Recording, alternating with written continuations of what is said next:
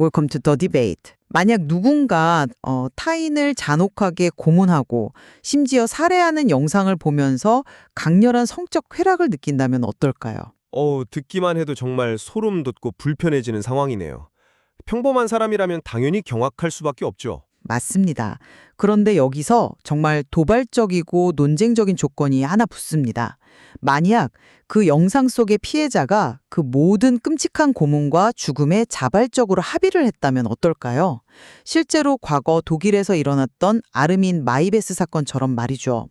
피해자가 동의한 이 잔혹한 영상을 보고 누군가 은밀하게 흥분한다면 우리는 과연 이것을 개인의 성적 자유라는 이름으로 보호해야 할까요? 오늘 저희가 파헤칠 핵심이 바로 이 지점에 있습니다. 네, 성적 자율성과 타인의 고통. 이 두 가치가 정면으로 충돌하는 포르노그래피 논쟁입니다. 이게 단순히 야한 동영상을 봐도 되느냐 마느냐 하는 가벼운 문제가 아니잖아요. 전혀 아니죠. 이것은 우리가 피임약을 사용하거나 혼외정사를 가질 권리처럼 국가가 감히 침해할 수 없는 근본적인 성적 자율성의 문제인지 아니면 자유라는 이름으로 포장된 실질적인 해악을 끼치는 여성 혐오적 폭력인지에 대한 거대한 철학적 충돌입니다. 오늘 논의를 끝까지 따라오시다 보면 퇴근하는 직장인이나 평범한 학생들이 일상 속에서 스마트폰으로 무심코 소비하던 미디어를 전혀 다른 아주 날카로운 시각으로 보게 되실 겁니다. 그렇습니다. 개인의 가장 은밀한 취향이 어떻게 거대한 사회적 권력 구조, 그리고 타인의 고통과 촘촘하게 연결되는지 그 민낯을 들여다보게 될 테니까요. 저는 오늘 수잔 브리슨을 비롯한 여러 학자들의 통찰을 빌려 폭력적인 포르노그래피는 단순한 취향이 아니라 명백한 해악이며 결코 자유로 정당화될 수 없다는 입장을 대변하겠습니다. 네.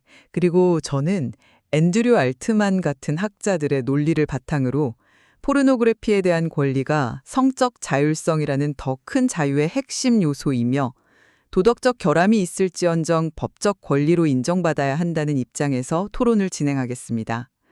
그럼 본격적으로 이야기를 시작해 볼까요? 저는 기본적으로 성인들이 합의하에 성적인 콘텐츠를 만들고 소비하는 것은 우리의 핵심적인 자유에 속한다고 봅니다. 우리 사회가 과거의 억압적인 전통에서 얼마나 많이 벗어났는지 한번 생각해 보시죠. 과거에는 오직 결혼한 남녀가 아이를 낳기 위해서 하는 섹스만 정상으로 여겨졌잖아요. 그렇죠. 예전에는 피임기구를 사는 것조차 도덕적으로 지탄받거나 법으로 금지되던 시절이 있었으니까요. 바로 그겁니다. 하지만 현대 자유주의 사회에서는 피임을 하든 동성애를 하든 성인은 자신의 섹슈얼리티를 스스로 정의하고 실행할 폭넓은 권리를 가집니다.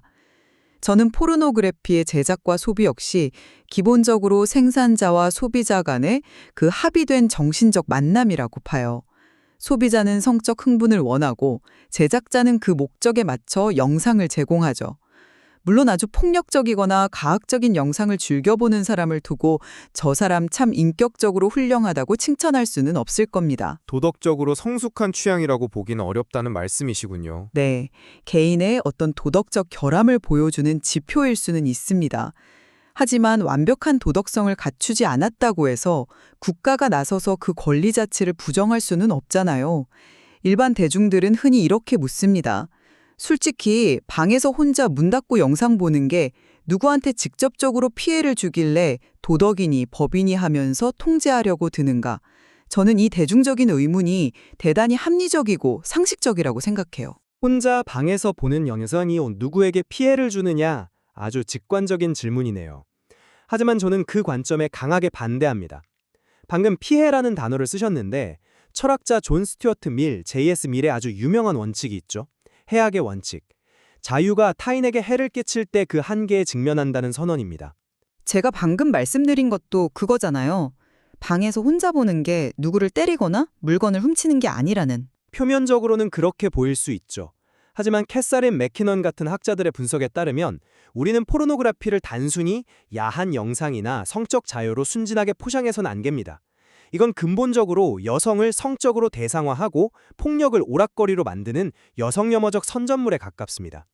여기서 해악은 아주 명백하게 두 가지 차원에서 발생합니다. 구체적으로 어떤 해악을 말씀하시는 건가요? 첫째는 영상 제작 과정에서 강요된 참여자들에게 가해지는 직접적인 폭력입니다.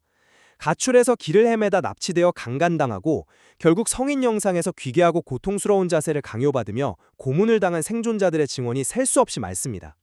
지금 이 순간에도 글로벌 인신매매 네트워크를 통해 수많은 취약계층 여성들이 이런 산업으로 끌려가고 있어요. 그건 명백한 범죄행위죠. 저도 그런 납치나 인신매매 범죄를 옹호할 생각은 추호도 없습니다. 하지만 그 끔찍한 범죄의 결과물이 바로 소비자들이 방에서 혼자 즐긴다는 그 영상이라는 게 문제입니다. 그리고 둘째는 그런 폭력적인 영상을 반복적으로 소비하는 시청자들의 태도가 변하면서 발생하는 간접적 해악입니다. 아까 피임이나 동성애를 포르노 시청과 같은 선상에 두셨는데 저는 그 비유가 본질을 심각하게 왜곡한다고 봅니다. 어떤 점에서 왜곡인가요? 둘 다 전통적 도덕관념에서 벗어난 성적 자율성의 영역이지 않습니까? 동성애는 두 성인이 서로를 존중하며 사랑하는 행위이고 타인을 착취하지 않습니다. 반면 폭력적인 포르노그래피는 근본적으로 누군가의 고통, 굴욕, 비하를 쾌락의 연료로 삼는 행위입니다. 타인을 지배하고 억압하는 구조를 재생산하는 것을 과연 자율성이라는 고결한 이름으로 묶을 수 있을까요? 왜 그렇게 강하게 우려하시는지 그 마음은 충분히 이해합니다. 하지만 방금 말씀하신 시청자의 태도가 변해서 해악이 발생한다는 주장, 그러니까 포르노가 현실의 성범죄나 폭력을 직접적으로 유발한다는 그 인과관계가 과연 과학적으로 엄밀히 입증된 사실일까요? 저는 이 부분을 좀 날카롭게 짚어보고 싶습니다. 범죄 통계만 봐도 포르노그래피 산업이 팽창하면서 성범죄도 함께 증가하지 않았습니까? 흥미롭게도 통계를 조금만 더 깊이 들여다보면 완전히 다른 이야기가 나옵니다. 1960년대 이후 미국을 비롯한 여러 국가에서 포르노에 대한 접근성이 폭발적으로 증가했고 말씀하신 대로 성범죄율도 올랐죠. 그런데 여기서 중요한 건 같은 기간 동안 강도나 폭행 같은 비성적 폭력 범죄의 증가율 역시 성범죄 증가율과 완벽하게 똑같은 그래프를 그리며 상승했다는 겁니다. 비성적 범죄율도 완벽히 궤를 같이 했다고요? 네, 거의 슬랙 스텝처럼 움직였죠. 이게 무슨 뜻이겠습니까? 범죄 증가의 진짜 원인은 포르노가 아니라 당시의 빈곤율 상승, 마약이나 알코올 소비의 증가 같은 거시적인 사회학적 변수였다는 강력한 방증입니다. 인과관계가 이렇게 불분명한데 왜 유독 성적인 요사가 들어간 표현물만 콕 집어서 금지하려고 하는 걸까요? 범죄율의 동반 상승만으로 그 영향을 완전히 배제할 수는 없다고 봅니다만 하나만 더 부토해보죠. 대중문화 속에서 피가 낭자하고 전기톱으로 사람의 사지를 절단하는 잔혹한 R등급 슬래셔 무비들 있잖아요. 우리는 그런 공포 영화를 보면서 살인 충동을 억누르지 못해 현실에서 사람을 해칠 거라고 가정하지 않습니다. 그런데 왜 유독 성적인 폭력 묘사만 특권적으로 억압받고 검열의 대상이 되어야 하는지 이 논리적인 모순을 받아들이기 힘듭니다. 아, 슬래셔 무비 비유를 드셨군요. 그건 얼핏 들으면 꽤 그럴싸하지만 저는 단호하게 반대합니다. 슬래셔 무비와 포르노그래피는 사람들이 그것을 수용하는 방식 자체가 완전히 다르기 때문입니다. 프레드릭 샤워라는 학자가 아주 기가 막힌 비유를 하나 든 적이 있어요. 혹시 예전에 미국에서 유명했던 담배 브랜드 마스코트 조 카멜이라는 귀여운 낙타 캐릭터 기억하시나요? 아, 네. 선글라스를 낀 낙타 그림이었죠. 나중에 아이들에게 흡연을 조장한다고 해서 퇴출당했던 걸로 압니다만. 정확합니다. 사람들은 그 까직 선글라스 낀 귀여운 낙타 그림 하나가 아이들의 심리를 자극해서 실제 흡연으로 이끌 수 있다는 사실은 너무나 쉽게 믿고 분노했습니다. 그런데 왜 강간을 정당화하고 여성을 폭력적으로 짓밟는 생생한 이미지가 사람들을 실제 성범죄로 이끌 수 있다는 사실은 이토록 받아들이기 어려워하는 걸까요? 낙타 그림의 마케팅 효과와 성범죄를 바로 연결하는 건 조금 무리한 비약 아닐까요? 영화는 영화일 뿐이라고 구분하는 시청자들의 주체성을 너무 무시하시는 것 같은데요. 전기톱 학살 같은 공포 영화를 볼 때 시청자는 희생자와 감정적으로 동화되어 공포와 아드레날린을 느낍니다. 희생자가 되기 싫은 공포죠. 하지만 포르노그래피는 다릅니다. 시청자는 화면 속에서 가해지는 폭력과 굴욕에 자신을 동기화시키고 거기서 실질적인 육체적 쾌락을 끌어내도록 철저히 설계되어 있습니다. 타인의 굴욕을 자신의 성적 훈분과 조건반사적으로 연결시키는 훈련을 지속적으로 하는 셈이죠. 나치 독일이 유대인을 쥐나 기생충으로 묘사하는 선전물을 지속적으로 배포했을 때 어떤 일이 일어났나요? 대중의 혐오감을 키우고 폭력에 무감각해지게 만들었죠. 맞습니다. 지속적인 비인간화 묘사는 반드시 대중의 태도 변화를 부릅니다. 여성을 도구화하고 때리고 굴욕을 주는 영상이 사회 전반에 물쓰듯 유포되는데 그것이 현실에서 여성을 대하는 태도에 아무런 영향을 미치지 않는다고 믿는 것은 인간 심리에 대한 너무 순진한 착각입니다. 비인간화나 태도 변화에 대한 우려는 충분히 일리가 있습니다. 하지만 그렇다고 해서 산업 내에서 벌어지는 모든 합의된 행위까지 전부 착취나 폭력으로 규정해버리는 건 무리가 아닐까요? 현실의 많은 직장인들이나 평범한 사람들은 이렇게 반문할 겁니다. 만약 배우가 돈을 많이 받고 본인이 자발적으로 선택한 직업이라면 카메라 앞에서 굴욕적인 연기 좀 하는 게 도대체 무슨 문제인가? 자본주의 사회에서 합의하고 돈을 받았으니 문제될 게 없다는 논리인가요? 여성이 카메라 앞에서 굴욕적인 성행위를 연기한다고 해서 무조건 강압과 폭력의 억지로 끌려왔을 것이라 가정하는 건 일종의 이데올로기적 편견에 불과하다는 뜻입니다. 주체적인 선택일 수도 있죠. 만약 업계 내 폭력이나 미성년자 착취가 있다면 형법으로 처벌하거나 성노동자들의 합법적인 노동조합을 결성해서 해결할 문제이지 산업 전체를 폐쇄할 논거가 되지 못합니다. 진정한 자율적 합의라는 것은 그 사람에게 주어지는 선택지 자체가 충분히 가치 있고 공정할 때만 가능합니다. 노동계에서 흔히 쓰는 파업 파괴자 비유를 들어볼게요. 열악한 노동 환경을 바꾸기 위해 다수가 파업을 결의했는데 극소수가 당장의 경제적 이득을 위해 열악한 조건 그대로 일을 해버립니다. 그럼 어떤 일이 벌어질까요? 서측이 협상에 나설 이유가 없어지니 전체 노동자들의 권리가 하락하겠죠. 바로 그겁니다. 소수의 합의가 전체의 권리를 추락시킵니다. 조금 도발적이지만 아주 뼈아픈 사고 실험을 하나 제시해 보겠습니다. 어떤 흑인들이 큰 돈을 벌기 위해 자발적으로 백인 고객들 앞에서 채찍질을 당하고 노예처럼 구는 가상의 노예 경매 클럽이 생겼다고 가정해 봅시다. 와, 그건 굉장히 극단적인 비유네요. 상상하기조차 불편합니다. 불편하시겠지만 논리적으로 따라와 보시죠. 그 클럽에 참여한 개인은 막대한 돈을 벌어서 만족할지 모릅니다. 난 강요받지 않았어, 합의한 거야 라고 하겠죠. 그런데 그 산업이 합법적으로 번창해서 거리마다 그 영상이 틀어진다면 클럽 밖의 모든 평범한 흑인들은 일상에서 어떤 취급을 받게 될까요? 일상적인 차별이나 혐오에 노출될 위험이 커지겠네요. 정확합니다. 포르노그래피 산업이 바로 그런 구조적 해악을 낳고 있습니다. 일부 여성이 돈을 위해 카메라 앞에서 스스로 굴욕을 감수하는 합의서에 도장을 찍었다 하더라도 그로 인해 사회 전체 여성들의 평등한 삶이 방해를 받습니다. 이건 명백한 구조적 폭력입니다. 노예 경매 클럽의 비협은 정말 강렬하군요. 그 사고 실험이 시사하는 사회적 영향에 대한 우려 충분히 이해했습니다. 하지만 저는 이 문제를 조금 다른 틀에서 접근하고 싶습니다. 개인이 자기 정체성을 형성하는 데 있어 섹슈얼리티는 아주 핵심적입니다.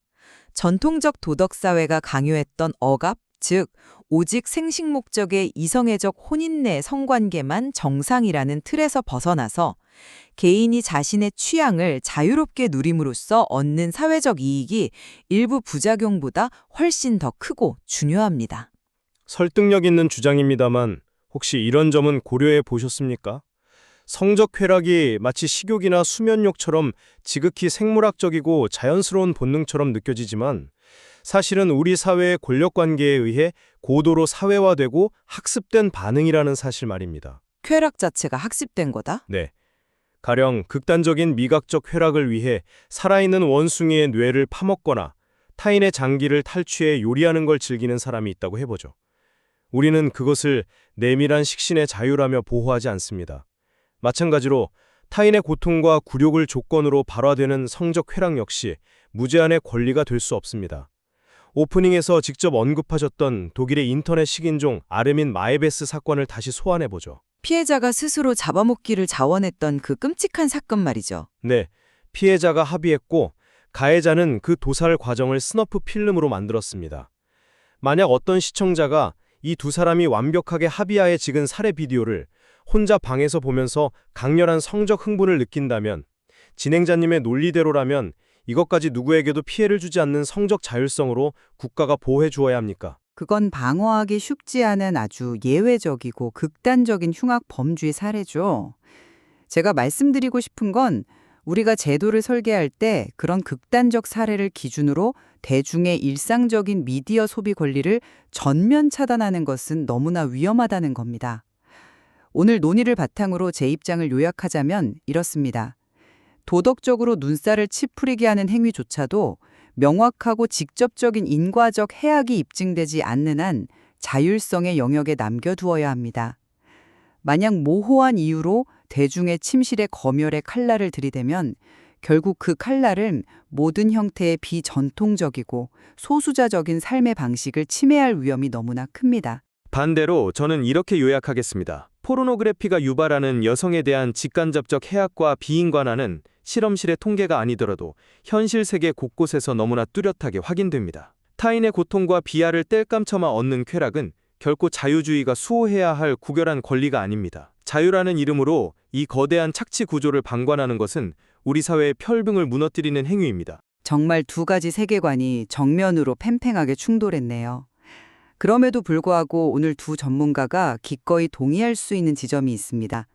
바로 개인의 자유와 타인을 향한 사회적 해악 사이의 균형을 찾는 것이 현대 사회의 가장 까다롭고 중요한 과제라는 점입니다. 전적으로 공감합니다. 법적인 규제 여부를 떠나서 우리가 일상적으로 소비하는 미디어가 우리의 무의식과 사회적 불평등 구조에 어떤 영향을 미치는지 끊임없이 성찰해야 한다는 점도요. 수잔 브리슨의 표현처럼 포르노그래피가 낳는 해악은 단순히 우리가 폭넓은 자유를 누리기 위해 지불해야 할 대가에 불과할까요? 아니면 결코 용인해서는 안 될 타인에 대한 폭력일까요? 오늘 저희는 어느 한쪽의 손을 들어주지 않겠습니다. 정답은 이 방송을 듣고 계신 청취자 여러분의 일상적 선택과 치열한 고민 속에 남아 있습니다. 오늘 논의된 쟁점들을 현실의 미디어 환경에 직접 대입해 보시길 권해드립니다. 그럼 이상으로 오늘 토론을 마치겠습니다. 감사합니다.